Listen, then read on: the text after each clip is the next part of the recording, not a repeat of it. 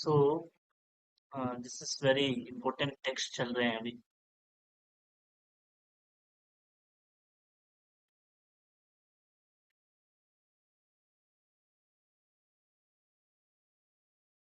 Just एक minute मुझे देना, कुछ एक इम्पोर्टेंट चीज दिखाना चाहता हूँ।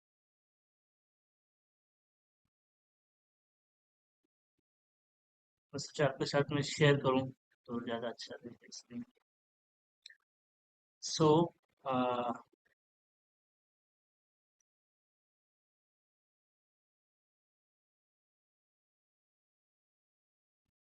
तो अभी जो ये प्रसंग चल रहा है ये बेसिकली जंतुर, संस्कृत में सब लिखा हुआ है जंतुर वाच है कि मतलब जंतुर मतलब लिखा हुआ है कि human source, Prabha ji purport में लिखते हैं कि ह्यूमन सोर्स। सो वो बात कर रहे हैं कि कैसे इस संसार के अंदर बंध गया है। तो लास्ट टाइम हमने ये बात किया था कि कैसे जो है जीव की क्या परिस्थिति रहती है जब वो क्या कहते हैं ना वहां पे रहता है, कहाँ पे, माता के घर में। और फिर आगे आपने पिछले 15 दिनों में लगभग 15 श्लोक पढ़ लिए हैं, तो आप सबने, मैं आशा करता हूँ, अच्छे से समझ के पढ़ा है। तो आप भी जानते होंगे कि कैसे आगे जो है चैतन्य महाप्रभु, सॉरी चैतन्य महाप्रभु बोल रहा हूँ मैं, भगवान जो है क्या कहते हैं से कैसे प्रार्थना करता है ये जीव, उसके बारे में भी आई है अलग अलग प्रार्थना। मैं आज सुबह बस बैठ के देख रहा था कि क्या क्या प्रार्थना करते हैं। तो बहुत सुंदर प्रार्थना, और मैं पढ़ के मुझे बहुत अच्छा लगा। मुझे पहली बात तो ये लगा कि मतलब जो लोग कहते हैं कि प्रभु जी हमको क्या पता कि हम जब जन्म मृत्यु, हम जब हमारा जब जन्म होता है तो हमको उतना दुख होता है, हमको क्या पता, हम कैसे मान ले इस बात को कि प्रभु जी हमको उतना दुख होता है। तो मैंने सोचा कि इवन अगर हम भक्त लोग हैं और अगर शास्त्र की बात पे भी विचार विमर्श करते हैं, शास्त्र की बात को भी मानते हैं, तो भी हम इस बात को निश्चित रूप से मान सकते हैं कि किस प्रकार जो है, अगर हम शास्त्र को मानते हैं, शास्त्र की ऑथोरिटी को मानते हैं, तो शास्त्र में लिखा हुआ है कि जीव भगवान से प्रार्थना कर रहा है, उसको बहुत कष्ट हो। तो अगर शास्त्र की बात माने तो कम से कम को मान लेना चाहिए कि जन्म के समय बहुत कष्ट होता है। मैं आज सुबह जब पढ़ रहा था तो I was very stuck and surprise, although मैंने पहले भी पढ़ा था, मतलब सुना था मतलब, लेकिन आज जब भागवतम से स्पेसिफिकली जब मैं रीड आउट कर रहा था ये चीज, सो आई वॉज रियली, मैं सोच रहा था कि मतलब कितना तकलीफ होता है। और आज के श्लोक में तो मतलब बहुत ऊपर की बात बता रहे हैं कि इतना तकलीफ होता है कि मतलब तकलीफ होने के बावजूद सबसे इम्पोर्टेंट चीज है कि उसको ज्ञान भी रहता है कि मैं जब बाहर जाऊंगा तो माया में गिर जाऊंगा, जीव को ये पता रहता है।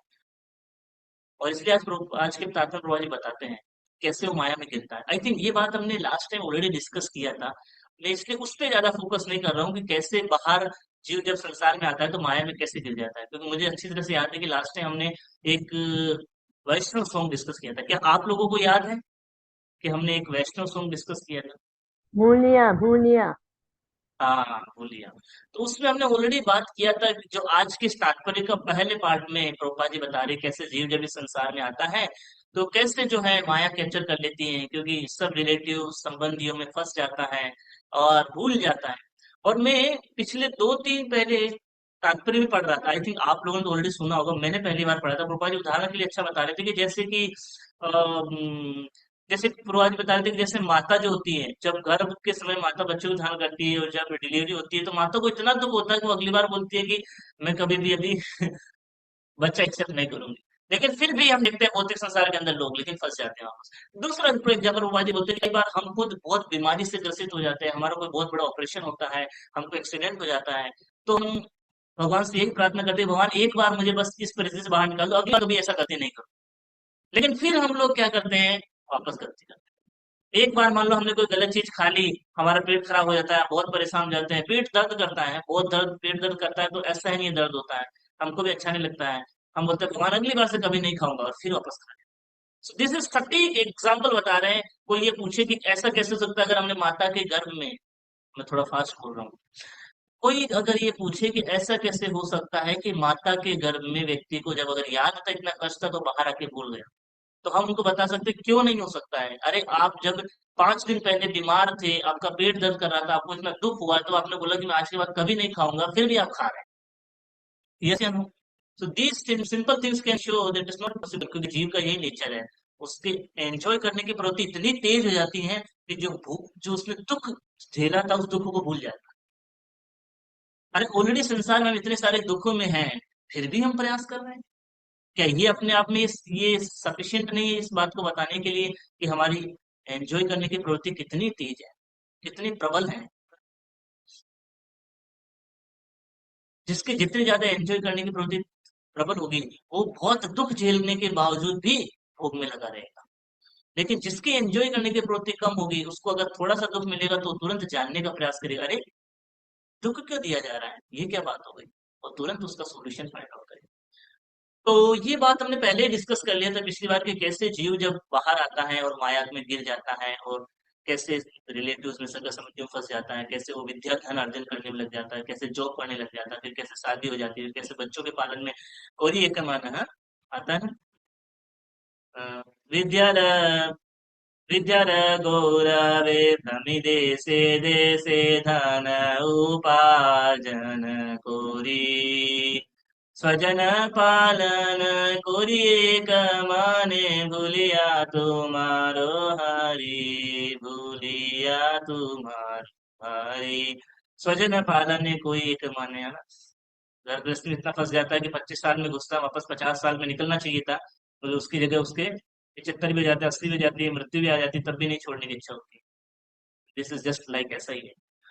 और इसीलिए प्रभुपाद जी आज के तात्पर्य के सेकंड पार्ट में बता रहे थे, इसीलिए जब जीव को ये बात पता चल जाती है गर्भ के अंदर ही कि बहुत माया है, बहुत फंस जाऊंगा, तो बाहर नहीं आना चाहता। इसीलिए आज के श्लोक में ये जीव प्रार्थना कर रहा है कि हे भगवान, I don't want to come out from this.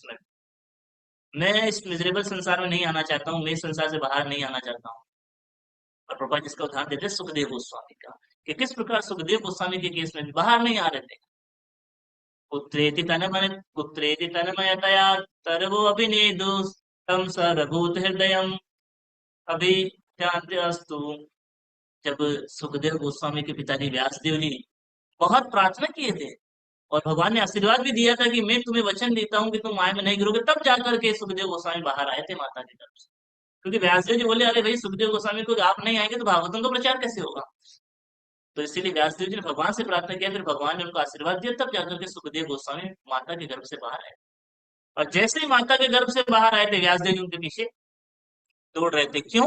क्योंकि माता के गर्भ से बाहर आते ही वो तो 16 साल के युवक के रूप में माता के गर्भ से बाहर आए थे, और तुरंत चले गए।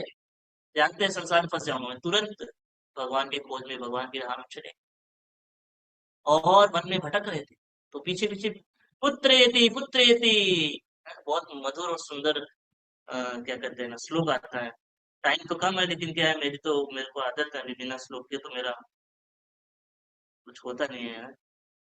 आप लोगों को कुछ समझ में आए नहीं है, मुझे अपना अलग आनंद आता है, तो मैं आपको श्लोक कोट करके बताता हूँ। First canto, second chapter, and श्लोक नंबर 3 या 4 श्लोक आता है। तो यहाँ पे बताते हैं कि किस प्रकार जो है सुखदेव गोस्वामी पीछे पीछे दौड़ रहे थे, हैं। पुत्रेति तन्मयतया तरवो विनेशुतम सर्वभूत हृदय मुनिमान तो अस्मिन्। ये रहा एक्सपीरियंस ऑफ सी नारदा, इसमें बताते हैं। या सो यहाँ पे बताते हैं, एनीवे मैं ज्यादा समय नहीं, इसलिए मैं ज्यादा श्लोक नहीं बोलना चाह रहा हूँ। सो बताते हैं कि किस प्रकार पुत्रेति तन्मयतया तरवो विनेशु, पुत्रेति बोलते ही इतना दुख हो रहा था कि उस दुख को देख करके वहां के पेड़ और पौधे जो हैं वो वापस साउंड वाइब्रेट कर रहे थे। क्योंकि जब वो चिल्ला रहे थे पुत्रे थी, तो वापस इको आ रहा था।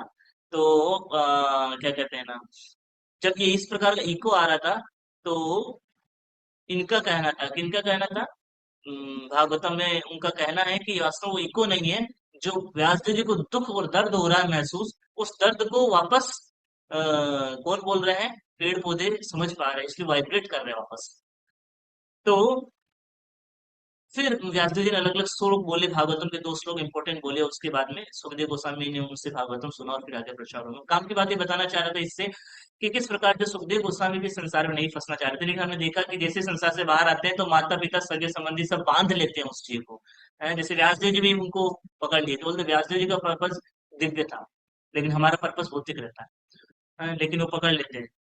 तो रूपा जी इस बात में बताएं। अब हम आगे बात करते हैं कि लास्ट के 4 लाइनें रूपा जी बहुत महत्वपूर्ण लिखते हैं, सोल्यूशन क्या है। प्रॉब्लम तो बहुत सारी है संसार में, और प्रॉब्लम की बात करने की ज्यादा जरूरत नहीं है। हम प्रॉब्लम है संसार में, ये भी उसमें भी कोई डाउट नहीं है। काम की बात पे आते हैं कि सोल्यूशन क्या है ना। प्रॉब्लम तो हम सबको पता है कि प्रभु जी ठीक है, प्रभु जी अब हम, तो आपकी बात सही है, हम लोग फंसे हुए हैं माया के जाल में। न चाहते हुए हम लोग भक्ति नहीं कर पा रहे हैं। घर गृहस्थी में है, घर गृहस्थी को भी छोड़ नहीं सकते हैं, और घर गृहस्थी में रह भी नहीं सकते हैं। जैसे कल एक स्टूडेंट था हमारा, तो वो लंदन में रहता है। तो उसका क्या है ना कि फोन आया था, वो बोला था प्रभु जी मेरे लिए प्रार्थना करो। तो फिर मैंने बात की भी क्या हो गया, क्या प्रार्थना करें। तो वो बता रहा था कि प्रभु जी मैं जिस जॉब के लिए यहाँ पे आया था लंदन के अंदर, अब मुझे उस प्रकार का जॉब नहीं करा रहे, कोई दूसरा जॉब करा रहे। तो मैंने बोला अगर ऐसा करा रहे दूसरा जॉब तो फिर आ जाओ, इंडिया आ जाओ वापस। तो बोले नहीं प्रभु जी मैं इंडिया भी नहीं आ सकता। बोले क्यों? बोले मुझे अभी तक मेरा पेमेंट पेमेंट भी सब अटका के रखा है इन्होंने। बोले अच्छा तो मैं तो फिर वहां पे बात कर लो, सेटल हो जाऊँ। बोले नहीं मुझे सेटल भी नहीं हो सकता। क्यों? क्योंकि यहाँ हालत बहुत खराब है मुझे, मैं यहाँ नहीं रहना चाहता हूँ, मैं वापस इंडिया आना चाहता हूँ। तो हम बोले यही बात है, शास्त्र में यही लिखा है, भारत भूमि जिनका जन्म है बहुत भाग्यशाली है। अमेरिका और लंदन ये सब पापी लोग का जन्म होता है। लेकिन पता नहीं कैसे संसार का नेचर ये सब वहीं पे जाना चाह रहे हैं। एनीवे तो वो बताना चाह रहे थे वो इंडियन इंडिया आ सकता है ना, अमेरिका वहां रह सकता है लंदन के अंदर। तो इसी प्रकार हम भी संसार में ऐसे ही फंस गए हैं। न प्रभु जी घर में रह पा रहे हैं क्योंकि इतनी सारी प्रॉब्लम है, समस्याएं हैं, इतना भक्ति नहीं कर पा रहे हैं। न प्रभु जी घर को छोड़ पा रहे हैं क्योंकि आसक्ति इतना है। घर को कैसे छोड़ सकते हैं प्रभु जी? तो करें क्या? करें क्या प्रभु जी? तो भगवान रूपा जी इस तात्पर्य में बताते हैं, दूसरे पैराग्राफ के तीसरी या चौथी लाइन में, पांचवी लाइन बताते हैं कि भगवान ऑलरेडी गीता में बोल दिया कि बिल्कुल सत्य बात है, माया को बाहर निकलना बहुत डिफिकल्ट है। कौन सा श्लोक होता है? देवी ऐशा गुणमयी मम माया दुरतया मामेव ये प्रपद्यन्ते माया में तांतरन्ति ते। देवी ऐशा गुणमयी, भगवान बोल रहे हैं कि जो मेरी देवी माया है, आज भी आज के श्लोक में भी देव माया शब्द आया, अगर आपने देखा होगा। वो देव माया मतलब बहिरंग असत्य। तो देवी माया बोलते हैं बहुत डिफिकल्ट इससे बाहर निकलना। बट इमीडिएटली अगले श्लोक में भगवान उत्तर भी देते हैं, क्या बोलते हैं? माम एव ये प्रपद्यन्ते, जो मेरे को सरेंडर करता है वो क्या करता है? मेरे को प्राप्त कर लेता है। वो इस माया से बाहर निकल जाता है। नहीं तो क्या है, नहीं तो मनुष्य इस संसार में आते अपने आप को शरीर मानने लगता है। इवन आपने देखा होगा कई बार छोटे बच्चे होते हैं, 1 साल का बच्चा भी नहीं हुआ, उसका कोई चीज दोगे तो वो अपने पास लेकर के अपने हाथ में रख लेता है। देखा होगा ना आपने? देना भी नहीं चाहता, जैसे उसको लगता है कि ये मेरा है, ये मेरे से क्यों ले रहे हैं। राइट? इवन कई बार आप छोटे बच्चों को खिलौना भी देते हो तो लड़ाई करने लग जाता है, कोई दूसरा बच्चा उससे खिलौना बोलेगा देखो मेरा खिलौना ले लिया। तो ये जो मैं और मेरा को जो भाव है ये शुरू से है, ये बद्ध जीव में है, इसको हम दूर नहीं कर सकते। हम ये नहीं कह सकते हैं कि प्रभु जी ये तो बाद में आया, बाद में नहीं, जब से बच्चा छोटा था तब से ये भाव रहता है। आप देख लीजिए, छोटे बच्चे को आप कुछ हाथ में दे दीजिए, वो छोड़ता नहीं, अपने पास ही रखना चाहता, उसको लगता है ये मेरा है। उसको कोई दूसरी चीज दोगे वो भी ले लेगा, तीसरी चीज दोगे वो भी ले लेगा, लेकिन पहला छोड़ेगा नहीं। बिकॉज ये फीलिंग रहता है कि ये मेरा है, ये मेरा है। इसलिए शुरू से भावना रहती है, चाहे 1 साल का हो, चाहे 5 साल का हो, 10 साल का हो, हाँ, ये मेरा है। तो सिमिलरली ये भावना तो हमेशा बनी रहती है। तो इसलिए जैसे ही हम संसार में आते हैं तो ये मैं और मेरा में माया में फंस जाते हैं, और फिर हम बड़े प्रयोजन आ जाते हैं। तो करें क्या? तो यही सेम बात एक बार चैतन्य महाप्रभु के विजिट में हुआ था। एक बार श्री चैतन्य महाप्रभु विजिट कर रहे थे साउथ इंडिया यात्रा। तो जब चैतन्य महाप्रभु साउथ इंडिया यात्रा में विजिट कर रहे थे, भ्रमण कर रहे थे, चैतन्य महाप्रभु का बहुत सिंपल सा सिस्टम था। क्या सिस्टम था? आइए आप लोगों को हम समझ के बताते हैं, सुन के बताते हैं। It's very nice, very wonderful. साथ में थोड़ा चेतन चेतन पढ़ेंगे। तो रियली चैतन्य महाप्रभु इस प्रैक्टिकल गॉड है, प्रभुपा जी बोलते हैं ये प्रैक्टिकल भगवान है, करके दिखाए हैं। So what is in this Chaitanya Chetan, इसमें क्या लिखा हुआ है? Let us read and understand this. क्या कर रहे हैं चैतन्य महाप्रभु, आइए देखते हैं। आपको सब कुछ श्लोक दिखाई दे रहा होगा, आप भी मेरे साथ पढ़ सकते हैं। कृष्ण नाम लोक मुखे सुनी अभिराम, से लोक वैष्णव के लिए अन्य सब ग्राम। उन्हें सदैव भगवान कृष्ण के पवित्र नामों का कीर्तन करते सुनकर दूसरे सभी गांव के लोग भी वैष्णव बन गए। तो चैतन्य महाप्रभु जब भी किसी गांव में जाते थे तो क्या होता था? अलग अलग लोग चैतन्य महाप्रभु से मिलते थे, और चैतन्य महाप्रभु उस गांव में एक व्यक्ति भक्त बनता था, एक से दूसरा, दूसरे से तीसरा, और सब लोग भक्त बन जाते। एक गांव में सब लोग वैष्णव बन गए तो दूसरे गांव के लोग आते थे, वो भी वैष्णव बन जाते। चैतन्य महाप्रभु का सिंपल सा टेक्निक था।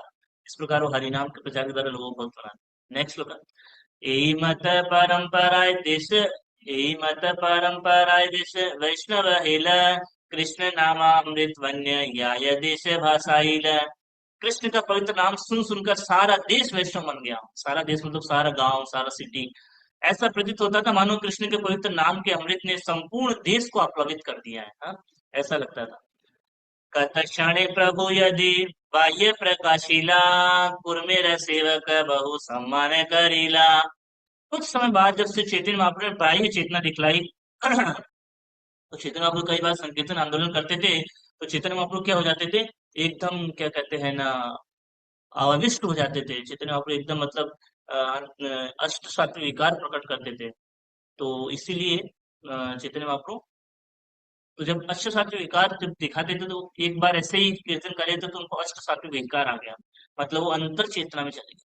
तो कुछ समय बाद जब वो वापस ग्राह्य चेतना में आए, है ना, वापस आउटर कॉन्सियसनेस में आए, तो उन्होंने देखा कि कूर्म देव के एक पुजारी ने उन्हें विविध भेंट दी। तो वहां पे एक ब्राह्मण था कूर्म देव नाम से, उसने अलग अलग भगवान को क्या की, भेंटें दी। उसके आगे क्या बोलना है, यही ग्रामे जाए तहाँ यही व्यवहार, यही एक ठाने कैल न कही बयार बार। आगे क्या बोलना है, नेक्स्ट। श्री चैतन्य महाप्रभु के प्रचार विधि का वर्णन मैं पहले ही कर चुका हूँ, अतएव मैं उसे फिर से नहीं दोहराऊंगा। महाप्रभु जिस किसी गांव में जाते उनका व्यवहार वैसा ही रहता। तो महाप्रभु ऐसा ही था, जहां जाते थे हरिनाम कीर्तन करते थे, जो लोग उठाते थे भक्त बन जाते। अच्छा, कभी कभी महाप्रभु किसी किसी गांव में जाते थे, कोई आता भी नहीं थे महाप्रभु की पूजा अर्चना करने के लिए, कोई सुनता भी नहीं था उनका हरिकथा, तो महाप्रभु निराश नहीं होते थे। महाप्रभु को सिखाना चाह रहे नहीं आ रहा है तो छोड़ो, महाप्रभु अगले गांव में चले जाते। सी वेरी सिस्टम, ऐसा नहीं महाप्रभु के नहीं उनको बैठ गए वहीं पे गांव में उनको भक्त बनाने की। तो ये हमको सीखना चाहिए। नेक्स्ट। कुर्म नामे से ग्रामे वेदिक ब्राह्मण, बहु श्रद्धा भक्ति केला प्रभुर निमंत्रण। एक गांव में कुर्म नाम का एक वैदिक ब्राह्मण रहता था। उसने बड़े ही सत्कार तथा भक्ति से श्री चैतन्य महाप्रभु को अपने घर पर आमंत्रित किया। एक गांव में गए थे तो वहां पे कुर्मा नाम का कुर्मा नाम का एक ब्राह्मण था, और वो कुर्मा ब्राह्मण ने क्या किया, भगवान को अपने घर में आमंत्रित किया। आगे सुनते क्या हुआ। घरे घरे आनी प्रभु केला पाद प्रक्षालन, से जल वंश सही कारिल भक्षण। उसके बाद उन्होंने चैतन्य महाप्रभु को क्या अपने घर में बुलाया, पाद प्रक्षालन किया, और उसका भक्षण मतलब उसको पिया। जो जल को तो उसको अपने सर भवारोल पे छिड़क दिया, उसको पी लिया। ये हमको करना चाहिए। जब भी कोई वैष्णव आए, महान संत आए, शुद्ध भक्त आए, उनके चरणों का पाद प्रक्षालन करके हमको खुद को पीना चाहिए और सब घर वालों को भी कर देना चाहिए। अनेक प्रकार स्नेहे भिक्षा कराइला, गोसाईर शेषांश वंशी खाइला। उसके बाद जितने कुर्मा ब्राह्मण ने भगवान को बहुत सुंदर प्रेम और आदर से बहुत सारा प्रकार का भोजन खिलाया, और जो फिर प्रसाद बच गया उसको महाप्रसाद रूप में उन्होंने स्वयं पा लिया और अपने परिवारजनों को भी खिला दिया। ये पाद पद्म तोमार ब्रह्मा ध्यान करे, से पाद पद्म साक्षात साक्षात आइल मोर घरे। बोल रहे हैं कि ब्राह्मण ने प्रार्थना की कि यही आपके जो चरण है वही चरण वापस क्या हुए, जिनकी ब्रह्मा और बड़े बड़े सीधे लोग पूजा करते वही आज मेरे घर में आ गए हैं। तो मेरा घर धन्य हो गया है, मेरा कुल धन्य हो गया है, मैं बहुत धन्य हो गया हूँ अपने आप को। इस प्रकार बताते हैं कि मेरे को सीमा नहीं है ना। अब आगे बहुत महत्वपूर्ण श्लोक बोलते हैं, क्या बोलते हैं, कृपा कर प्रभु मोरे याम तुम संगे, सहिते न पारी दुखा विषय तरंगे। उस ब्राह्मण ने श्री चैतन्य महाप्रभु से प्रार्थना की, हे प्रभु, आप मुझ पर कृपा दृष्टि करें और मुझे अपने साथ चलने। मैं अब और अधिक समय तक अपने जीवन से उत्पन्न दुख की लहरों को सहन नहीं कर सकता। तो कुर्मा ब्राह्मण चैतन्य महाप्रभु के साथ में इतना आनंदित हो गया था, बोले भगवान मैं भी यही चाहता हूँ, मैं भी यही चाहता हूँ आपके साथ इसी प्रकार भ्रमण करता रहूं, अलग अलग गांव में जाऊं, हरिनाम कीर्तन करूं, जहां पे सम्मान मिलेगा तो कुछ प्रसाद पा लेंगे, नहीं तो आगे बढ़ जाएंगे। मैं आपका दास बन करके आपका सेवा करना चाहता हूँ, मैं आपका सर्वेंट बन के आपके साथ में चलता हूँ, आप मुझे भी अपने साथ लीजिए। कितना अच्छा आइडिया है। कैसा लगा आप लोगों को? आप लोगों को सबको ये लगता होगा हाँ यार कहाँ प्रभु जी हम फैमिली लाइफ में फंस गए हैं प्रभु जी। कुछ बताओ प्रभु जी, हम भी यहाँ से निकल जाते हैं, हम भी कुछ ऐसे सेट हो जाते हैं मंदिर के अंदर आके हैं, हम भी प्रभु जी ये सब इस झंझट में फंस गए हैं। बढ़िया, हम भी दिन भर भक्ति करें, आराम से भगवान की सेवा में करें और बस उसमें अपना जीवन निकाल दें। ये कई बार हम लोग सोचते हैं हम भी वृंदावन चले जाएं, मायापुर चले जाएं। सो नाउ लेट्स सी, अभी चैतन्य महाप्रभु क्या करते हैं, क्या उनको अपने साथ में लेके जाएंगे? आइए देखते हैं, है ना। प्रभुपाद जी इनके पर्पट बहुत अच्छा लिखते हैं ना, संसार है विषान है दीवानिशी किया जाए कि भौतिक संसार वास्तव में बहुत कष्ट है, इसमें बहुत दुख है। नाउ चैतन्य महाप्रभु क्या बोलते हैं, प्रभु कहे छे बाता काबू ना काहिबा, गृह रही कृष्ण नामा निरंतर लईबा, गृह रही कृष्ण नामा निरंतर लईबा। श्री चैतन्य महाप्रभु ने क्या कर दिया, अब फिर से ऐसा मत करना, बोले अरे ऐसी बात कभी मत करना आज की बात, ये सही नहीं है, बोले ये तरीका सही नहीं, ये तो तुम घर छोड़ के भाग रहे, अच्छा नहीं होगा, क्या करना होगा, घर पर ही रहो और सदैव कृष्ण नाम का जप करो। तो ये चैतन्य महाप्रभु गाइडेंस दे रहे हैं ग्रस्त लोगों के लिए, जो ग्रस्त जीवन में है, कि क्या करना है, कि आपको बिना वैरागी होकर के, या वैराग जीवन में है ही नहीं, हृदय में वैराग नहीं है, फिर भी झूठा वैराग दिखा करके सब छोड़ के आ जाते हैं, वो अच्छा नहीं। बोले चित्रा, उससे ज्यादा अच्छा क्या है, घर पे रहो तुम और घर पे रह करके हरि नाम जप करो, सदैव कृष्ण नाम का जप करो, इस प्रकार तुम ये कार्य करो। तो ये चैतन्य महाप्रभु का डायरेक्ट आदेश है हम सब लोगों के लिए, स्पेशली उन ग्रस्तों के लिए जो कि ग्रस्त जीवन में घर पे रहने, डायरेक्ट चैतन्य महाप्रभु का आदेश है कि हमेशा कृष्ण नाम का जप करना है। कोई बोलेगा उससे क्या होगा, लेट्स कम एंड सी, उससे क्या होगा, है ना। तो प्रभुपाद जी परपट में लिख रहे हैं कि इस कलयुग में सहसा अपना परिवार त्यागने की सलाह नहीं जाती। इसका मतलब ये नहीं है कि हम ये नहीं बोल रहे कि आप वानप्रस्थ जीवन में नहीं जा सकते, आप श्योरली वानप्रस्थ में जा सकते हैं। इसका मतलब ये है कि कई लोग एकदम क्या कहते हैं ना, सेंटिमेंटल हो जाते हैं, भावुक हो जाते हैं, है ना, कुछ साल रहते हैं ग्रस्त जन, फिर बोलते हैं नहीं गुरुजी अभी हमको छोड़ना है सब, हमको कुछ तो कई बार ये लोग ऐसा इसलिए करते हैं कि दुख मिलता है इस जीवन में, और इसलिए कई बार उसको छोड़ के भागना चाहते हैं, समस्याओं को छोड़ के भागना चाहते हैं। तो फिर ऐसे लोग टिकते नहीं है कहीं पे, वो भक्ति में भी नहीं टिकते, इसीलिए ऐसा होता है। एनीवे, सो तो अगर उससे क्या होगा, केवल हरिनाम लेने से क्या भगवत जा सकते हैं? लेट्स कम, यहाँ पे चैतन्य महाप्रभु बहुत महत्वपूर्ण उपदेश देते हैं। पहला आदेश ये दिया, अब दूसरा आदेश क्या है, यार देखा तारे कहा कृष्ण उपदेश, हमारा ज्ञ गुरु हैया तारा ही देश। अब अगला आदेश क्या है, हर एक को उपदेश दो कि वह भगवत गीता तथा श्रीमद् भागवत में दिए गए भगवान श्री कृष्ण के आदेशों का पालन करे, इस तरह गुरु बनो और इस तरह देश के हर व्यक्ति का उद्धार करने का प्रयास करो। तो चैतन्य महाप्रभु यहाँ पे दूसरा आदेश दे रहे हैं कि केवल हरिनाम जप ही नहीं करना है, केवल घर में बैठ करके 64 माला कर लूं प्रभु जी, 128 माला कर लूं, मैं भजन कर रहा हूँ, नहीं प्रभु। चैतन्य महाप्रभु बोले भजनानंदी में नहीं बनना है, जाके वृंदावन में वास लेकर के वहीं पे भी नहीं बैठ जाना है। बोले आप जवान हो ना, आप समाज में रहते हो ना, बोले हाँ, बोले प्रचार करो। ये चैतन्य महाप्रभु का आदेश है हम सब लोगों के लिए। सेकंड थिंग, इसलिए प्रभुपाद जी ने सबको प्रचारक बना दिया है।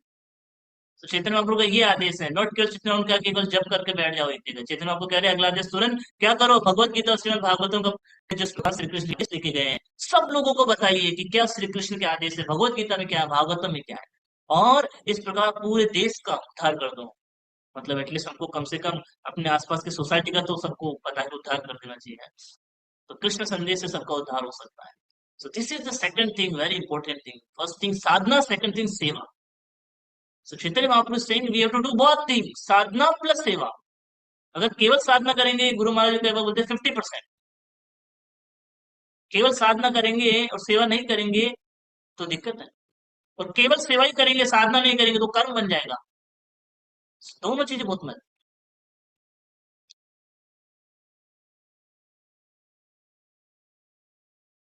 तो प्रभुपाद इस पर बताते हैं कि क्या क्या हमारे नियम है, क्या करना है। नेक्स्ट, कभू न बाधिबे विषय तरंग, पुनरपि ये ठानी पावे मोर संग, पुनरपि ये ठानी पावे मोर संग।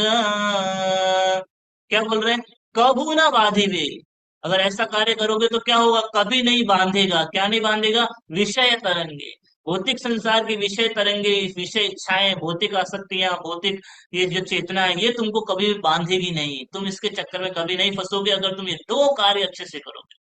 इसीलिए अब तुम वापस से ठान लो कि तुमको यही रह करके प्रचार करना है। ये चैतन्य महाप्रभु बोल रहे हैं, हाँ? क्या बोल रहे हैं? यदि तुम इस उपदेश का पालन करोगे तो तुम्हारा ग्रस्त जीवन तुम्हारी आध्यात्मिक प्रगति में बाधक नहीं बनेगा। तो फिर तुम्हारा ग्रस्त जीवन होकर के भी तुम आराम से भक्ति में प्रगति कर पाओगे, वो कोई बाधा नहीं बनेगा। और यदि तुम इन नियमों का पालन करोगे तो हम पुनः यही मिलेंगे, अथवा तुम मेरा साथ कभी नहीं छोड़ोगे। इसका मतलब दूसरा ये है कि हम वापस चैतन्य महाप्रभु को मिल सकते हैं, मतलब हम चैतन्य महाप्रभु को प्राप्त कर लेंगे अगर हम ये कार्य करेंगे।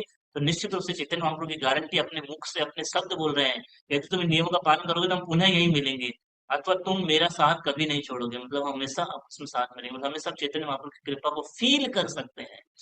So this is the conclusion for today's thing, इसलिए मैं आपके साथ में शेयर करना चाह रहा था। सो ये प्रैक्टिकल एप्लीकेशन में हमको करना है, और हमको इस बात पे विश्वास होना चाहिए कि श्रीमद चैतन्य महाप्रभु ने पर्सनली आदेश दिया है हम सब लोगों के लिए, और स्पेशली हम ग्रस्त लोग जो भी हैं उन सब के लिए स्पेशल आदेश दिया है कि घर छोड़ करके ऐसा ढोंग दिखावा या वैराग न होना, ये करके इसकी बजाय ज्यादा अच्छा है कि इवन चलो ठीक है, घर में फंस गए हैं, घर नहीं छोड़ सकते हैं ना, घर में रह सकते हैं, क्या कर सकते हैं, ये काम कीजिए। क्या कीजिए? हरिनाम का निरंतर जप कीजिए, मतलब निरंतर अपना मन साधना भक्ति में लगा के रखिए। कृष्ण नाम का जप कीजिए, कृष्ण नाम का चिंतन कीजिए। And the second thing very important, प्रचार करना है। हम सबको प्रचार में लगना है। चाहे प्रसाद बांट के प्रचार करो, हरिनाम बांट के प्रचार करो, गीता बांट के प्रचार करो, लोगों को कृष्ण भावनामृत में जोड़ के प्रचार करो, सेमिनार में लाके प्रचार करो, but somehow or other we have to preach. Chaitanya Mahaprabhu ये सन्यासी को नहीं बोल रहे हैं, चैतन्य महाप्रभु केवल ब्रह्मचारी को नहीं बोल रहे हैं, चैतन्य महाप्रभु एक पूर्व ब्राह्मण जो कि ब्राह्मण है, ग्रस्त है, उसको बोल रहे हैं। तो चैतन्य महाप्रभु का आदेश सबके लिए है। हम ये नहीं कह सकते प्रभु जी ये तो सन्यासियों का काम है प्रचार करना, no, it's for everybody, everybody has to take up. और प्रचार करने से क्या फायदा होगा कि सामने वाला प्रचार होगा नहीं होगा, कम से कम हम जो है माया में नहीं फंसेंगे, यही चैतन्य महाप्रभु बोल रहे हैं। तो ये दो काम करेंगे तो कम से कम जो भौतिक विषय तरंगे हैं वो हमको नहीं बांधेंगे। क्योंकि कूर्म ब्राह्मण यही बोल रहा था ऊपर 3 श्लोकों में कि भगवान इस संसार में रहता हूँ मैं, भौतिक संसार में, तो ये विषय तरंगे मेरे को बड़ी परेशान कर रही है। तो इसीलिए चैतन्य महाप्रभु बोले कि तुमको कभी विषय तरंगे परेशान नहीं करेगी, और तुम निश्चित रूप से मेरे को प्राप्त करोगे। तो इसीलिए यही चैतन्य महाप्रभु के शब्दों पे आशा बांध करके, इन्हीं चैतन्य महाप्रभु के शब्दों पे हम लोग अपना क्या कहते हैं ना, विश्वास रख करके हमको जीवन में आगे बढ़ना चाहिए, और निश्चित रूप से एक दिन हमको जो है भगवान कृष्ण की प्राप्ति हो जाएगी। मैं कल एक भगवत गीता में पढ़ रहा था 8.8 श्लोक का नंबर। हाँ, हर दिन एक एक श्लोक पढ़ता हूँ, तो मैं कल वो श्लोक पढ़ा, उसमें प्रभुपा जी एक ही पैराग्राफ के अंदर 2 बार लिखते हैं कि अगर कोई हरिनाम हरे कृष्ण महामंत्र का जब ध्यान करता है, सेवा करता है, तो भगवान को प्राप्त करेगा निश्चित रूप से। उनको विश्वास होना चाहिए, और जिसको जितना ज्यादा विश्वास होगा वो उतना ज्यादा सीरियसली भक्ति करेगा, और उतना जल्दी भगवान के करीब जाएगा। Thank you very much. मैं जस्ट रिवाइज कर देता हूँ, बस 1 मिनट में हमने क्या अभी डिस्कस किया। तो हमने सबसे पहले देखा कि किस प्रकार जो है चतुर्वाच है, मतलब जो है कि जीव गर्भ के अंदर जो आत्मा है वो बोल रही है। वो क्या बोल रही है? वो यही बोल रही है कि कैसे जो है हम लोग जो है इस संसार में बंध जाते हैं, और कैसे जो है इस संसार में फंसे रहते हैं। और वो बोलता है कैसे जो बाहर आ जाएंगे तो माया में फंस जाएंगे। लास्ट क्लास में ऑलरेडी हमने डिस्कस कर लिया था कि कैसे जीव इस संसार में आने पे फंस जाता है ना, सके संबंधी में, परिवार में, भौतिक धन अर्जन करने में, परिवार पालन में, है ना, और इस प्रकार, और अल्टीमेटली पूरा सा जीवन निकल जाता है। और फिर हमने आगे के पैराग्राफ में आज प्रभा जी बता रहे थे, इसलिए जीव बोल रहा था क्या कि मैं इस संसार में वापस नहीं आना चाहता हूँ, मैं यहीं पर रहना चाहता हूँ। इसका उदाहरण हमने बताया सुखदेव गोस्वामी का, कि किस प्रकार सुखदेव गोस्वामी शरीर में थे, घर में थे, 16 साल बाद में बाहर निकले, और जब बाहर निकले तो तुरंत व्यासदेव जी भी उनके पीछे पुत्रे थे करके वो भी उनके संग लेना चाह रहे थे, और तो व्यासदेव जी जो है दिव्य कार्य ले जाते। इसी प्रकार हम देखते हैं बद्ध जीव भी संसार में आता तो है लेकिन फिर फंस जाता है, संसार में भजन नहीं कर पाता, न माता पिता भजन कर लेते न वो भजन करता है। तो इसी प्रकार प्रश्न बता रहे हैं, सही बात है माया से निकल, माँ में वह प्रपंच, मेरे को सरेंडर कर देंगे तो माया निकल जाए। तो फिर हमने देखा भी कैसे भगवान को सरेंडर करना है। इस बात को समझने के लिए हम चले गए चैतन्य महाप्रभु की लीला पढ़ने के लिए। हमने देखा चैतन्य महाप्रभु कैसे अलग अलग गाँव में जाते थे, अलग अलग हरिनाम संकीर्तन करते थे, लोगों को उद्धार करते थे। कभी समय मिलेगा तो आपको एक बहुत अच्छा भजन है केवलाष्टकम, कभी वो भी हम गाएंगे और उस पर भी डिस्कस करेंगे हरिनाम क्या है ना। सो कैसे जो हरिनाम के द्वारा चेतना को गांव गांव को उद्धार करते थे, और किसी गांव में नहीं मिलता था प्रचार तो आगे बढ़ जाते थे। एक गांव में फिर उनको कुर्मा ब्राह्मण मिला था, और कुर्मा ब्राह्मण ने कैसे भगवान की बहुत सुंदर सेवा की। हाँ, भगवान को घर में बुलाया, पाद प्रक्षालन किया, भोजन खिलाया, खुद अपने परिवार वालों को भी वही अवशेष खिलाया, चरणामृत पिलाया, और फिर जब चैतन्य महाप्रभु जाने लगे तो बोला कि मैं भी आपके साथ जाना चाहता हूँ। तो फिर चैतन्य महाप्रभु बोला, कबू ना कहीं बे, ऐसी बात आप तुम अपने मुख से कभी वापस मत बोलना। बोले तुम क्या करो, निरंतर कृष्ण नाम लीजिए, तुम यहीं पर रहकर निरंतर कृष्ण का नाम लीजिए। और क्या कीजिए, केवल कृष्ण का नाम लो तो ठीक है, फिर मैं वृंदावन चला जाता हूँ प्रभु जी, वृंदावन की टिकट करा दे, वृंदावन अपना घर ले लेते हैं, फ्लैट ले लेते हैं, मायापुर में चले जाते हैं। या मंदिर में बैठ के या घर में बैठ करके 108 माला कर लेते हैं। नहीं, चैतन्य महाप्रभु तुरंत अगले टाइम बोले, यार देखे तारे कहो कृष्ण उपदेश, मेरा एक और आज्ञा है कि तुम जहाँ जिसको देखो भगवद गीता और भागवतम का संदेश, भगवान श्री कृष्ण का संदेश उनको बताइए और उनका उद्धार कर दीजिए देश का। और देश का नहीं तो कम से कम अपनी सोसाइटी का तो उद्धार करें, सबको जोड़े हम। ये दोनों काम करोगे तो फिर चैतन्य आप लोग गारंटी दे रहे हैं, क्या होगा, विषय संग में नहीं फंसेंगे, भौतिक आसक्ति या भौतिक चीजें हमको परेशान कभी नहीं करेगी। है ना, भौतिक संसार में रहकर भी, ग्रस्त जीवन में रहकर भी हम परेशान नहीं होंगे, भौतिक जीवन में बाधा नहीं बनेगा ग्रस्त जीवन। और दूसरा क्या होगा, दूसरा, हम चैतन्य महाप्रभु को मिल सकते हैं, मतलब चैतन्य महाप्रभु का संग हमको प्राप्त होगा, मतलब इस जीवन के बाद हम अगले जीवन में सीधे भगवान के धाम में जा सकते हैं। ये गारंटी भगवान यहाँ पे दे रहे हैं। और ये मैंने बताया कि हमने कल भगवद गीता के श्लोक में पढ़ा, प्रभुपाद जी बोल रहे हैं हम ये दो करेंगे। Thank you very much. We just like to stop here only.